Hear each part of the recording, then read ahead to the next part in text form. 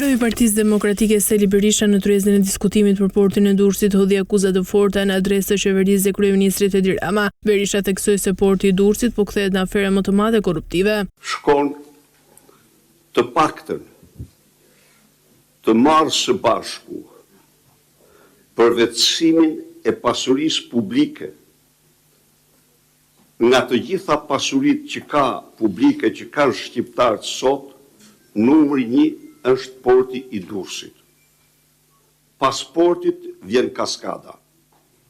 Porti vetvete me trojet dhe me të gjitha është pasuria publike më e madhe e cila shkon në 3.8-4 miliard euro. Korrupsioni, shtoi ai, është nëpër mase të paimaginueshme, gjithashtu kreu i PD-s hodhi akuza të forta duke theksuar se porti i peshkimit është marrë nga trafikantët.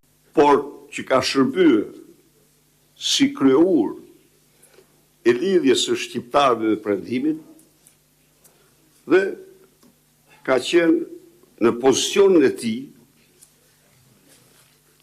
jashtëzakonisht strategjik dhe një faktor shumë i rëndësishëm në çmimet, në transportin e levërditshëm e tjerë.